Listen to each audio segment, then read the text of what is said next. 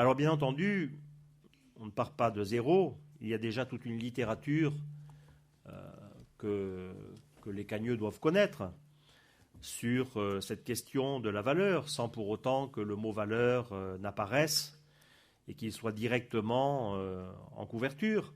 Mais il est évident qu'on ne peut pas envisager la question de la valeur de l'œuvre littéraire sans avoir relu la relation esthétique de Genette, ou les règles de l'art de Bourdieu, ou le plaisir du texte ou critique et vérité de Barthes, ou l'adieu à la littérature de Marx, les célibataires de l'art de Schaeffer, la langue littéraire de Gilles Philippe et Julien Piat, la littérature sans estomac de Pierre Jourde, le désenchantement de la littérature de Richard Millet, la littérature en péril de Todorov, le contre Saint-Proust ou la fin de la littérature de Minguenot, etc.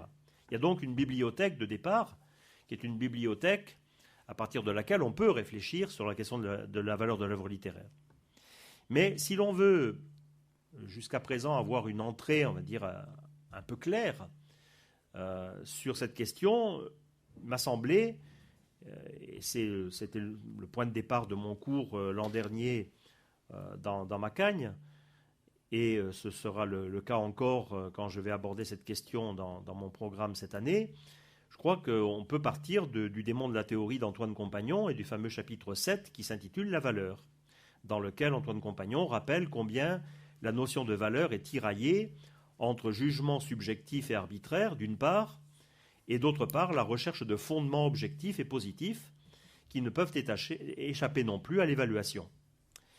Et à partir de là, Antoine Compagnon développe une formule, on le sait, de chapitre en chapitre qui est la même, essayer de situer la question toujours entre théorie et sens commun, c'est-à-dire entre objectivisme dogmatique intenable et subjectivisme ou relativisme très discutable. Et donc, sur cette question de la valeur, il apporte lui-même sa réponse, une réponse à mi-chemin, toujours, une voie moyenne, qui situe donc la valeur des textes littéraires entre objectivité scientifique et subjectivité critique, entre objectivité d'un texte et subjectivité d'un lecteur, entre pôle artistique et pôle esthétique. C'est la raison pour laquelle le volume pour lequel nous sommes ici aujourd'hui s'intitule « La valeur de l'œuvre littéraire entre pôle artistique et pôle esthétique ». Mais cette approche très claire faite par Antoine Compagnon ne prend pas en charge tous les paramètres de la question. Il donne une lecture de la question de la valeur entre ces deux pôles, mais si l'on se réfère à d'autres ouvrages, on s'aperçoit qu'il y a d'autres pôles et qu'en quelque sorte, il faudrait élargir le cercle des pôles qui tourne plutôt autour de la question de la valeur de l'œuvre littéraire. Alors, d'autres ouvrages sont possibles. Il y a Poétique de la valeur de Vincent Jouve, qui distingue trois plans complémentaires, la valeur artistique qui est d'ordre esthétique et qui relève du texte, la valeur morale qui est d'ordre éthique et qui relève de la lecture du texte, et la valeur cognitive qui met en jeu des savoirs transmis par le texte.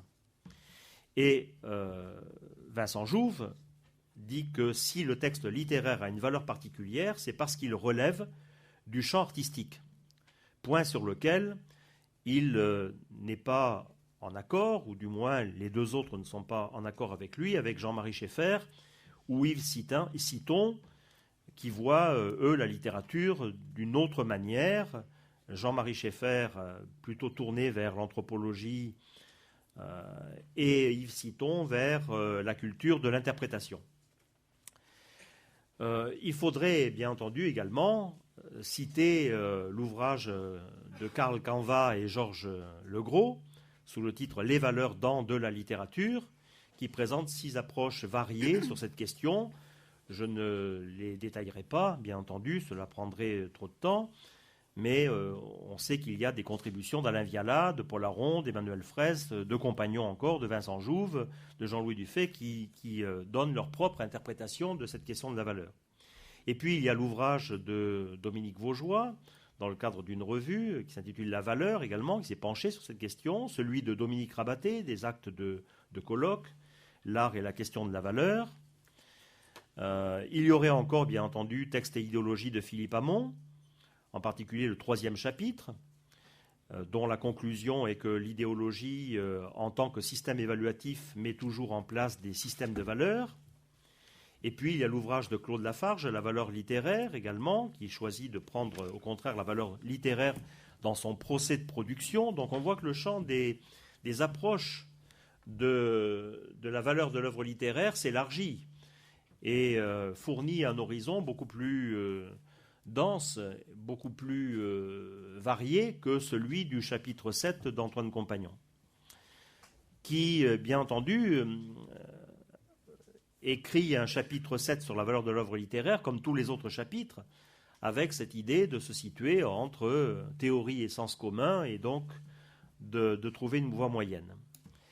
Dernier ouvrage en date, avant celui que nous avons publié, c'est celui de Christine Chaulier, Qu'est-ce qui fait la valeur des textes, et dans lequel on trouve des contributions avec une approche très nouvelle, très moderne, et en particulier celle de François Rastier, qui situe, lui, les enjeux de la question, non pas, comme le fait Antoine Compagnon, entre pôle artistique et pôle esthétique, mais entre, on dira, pôle linguistique et pôle littéraire, valeurs externes et valeurs internes, texte et œuvre.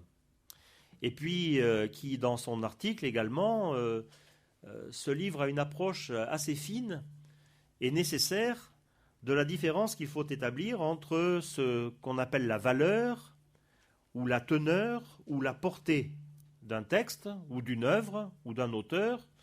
Et François Rastier donc montre bien que ce n'est pas la même chose, la question de la valeur, de la teneur ou de la portée. Donc je vous renvoie à cette littérature-là, critique, qui me paraît être essentielle pour sortir d'un horizon étroit. Le même ouvrage présente également des contributions de Ronald Schusterman, d'Arnaud Schmitt.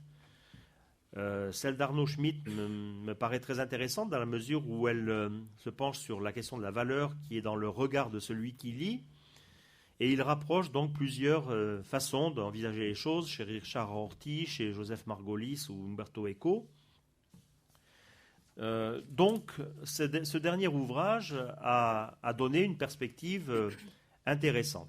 Il y a également d'autres textes qui pourraient être présentés, en particulier un article très pertinent d'Adrian Marino, qui se penche, lui, sur la question de la valeur dans la littérature comparée, entre historicisme et criticisme. Et puis, pour terminer ce relevé, cette recension d'ouvrages traitant déjà de cette question, il y a bien entendu, alors sur la toile, l'atelier de théorie littéraire du site fabula.org, avec un onglet consacré à la valeur et plusieurs productions signées Marc Escola, Jean-Louis Janel, Renaud Pasquier ici présent, Dominique Vaugeois, Dominique Viard, etc., qui approfondissent également cette question.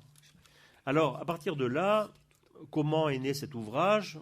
Il est né sans savoir qu'il naîtrait, à savoir que dans ma Cagnes paloise, j'ai organisé l'an dernier une journée d'études sur le programme de Cagnes, sur les 3 axes, les 4 auteurs du programme. Et puis, cette journée achevée, je me suis dit que la question de la valeur de l'œuvre littéraire était peut-être celle qui aurait une certaine durée dans le programme. Et donc le programme 2012-2013 l'a confirmé, c'est l'axe qui est resté. Et je me suis entouré donc de nouvelles contributions supplémentaires par rapport à celle de la journée d'études qui a eu lieu à Pau. Et donc nous sommes arrivés à un ouvrage de 30 articles environ, portant à la fois bien sûr sur les auteurs de l'an dernier et puis sur les auteurs ajoutés cette année, c'est-à-dire Lamartine, Kourouma, Don Juan, et puis Le paysan parvenu de Marivaux. Donc l'ouvrage est un ouvrage qui contient un certain nombre d'articles généralistes, posant la question de la valeur en dehors d'un quelconque programme d'œuvre. Et ensuite, il y a des sections consacrées au genre, ou bien au thème littérature et politique, à partir de ses œuvres. L'ouvrage n'a absolument aucune prétention à vouloir clore la question, Et je l'ai présenté dans les prolégomènes comme étant, en quelque sorte, le travail d'une nouvelle expédition, d'une nouvelle cordée qui essaie de monter à l'assaut de cet Himalaya de la critique littéraire que peut être la question de l'œuvre littéraire. En même temps, c'est une approche de saison. Et sur la montagne Sainte-Geneviève, ce n'est pas non plus totalement déplacé que d'envisager le travail d'une nouvelle cordée, d'une nouvelle expédition partant à la conquête de cette question. Mais cette question, bien entendu, n'est pas résolue à la fin de l'ouvrage. Et autre métaphore qui apparaît sur la 4e de couverture, la question restera bien entendu une sorte d'hydre dont il faut couper les tentacules, les cautériser pour espérer toucher le cœur de la bête. Et je pense que le cœur de la bête est loin d'être facile à atteindre et loin de trouver un jour une réponse comme la question « Qu'est-ce que la littérature elle-même ?» Et heureusement, c'est ce qui nous permet de continuer à écrire, à concevoir, à penser, à chercher des réponses dans une discipline, un domaine où on sait que ce sont les questions qui sont plus importantes peut-être que les réponses. Donc l'ouvrage comprend 4 parties. Une première partie de réflexion générale qui donne l'occasion de réfléchir en revenant à Bourdieu, Schaeffer, Barthes. Une deuxième et une troisième partie appliquées plus particulièrement à la poésie et au roman. Et une quatrième partie qui se demande quelle valeur peut posséder une œuvre poétique ou romanesque qui rapproche littérature et politique. La réponse partielle, on peut l'obtenir sur telle œuvre, sur tel auteur, à propos de tel genre. On peut arriver à des réponses ou à un minimum de réponses. C'est la réponse globale qui est la plus gênante parce que, bien entendu, la littérature est tellement vaste et elle s'augmente tous les jours. De nouveaux domaines, l'écriture numérique, la microfiction, et cela fait que la formule, finalement, est une formule qui change constamment. Et comment apporter une réponse définitive à un domaine qui est si vaste et qui change si constamment.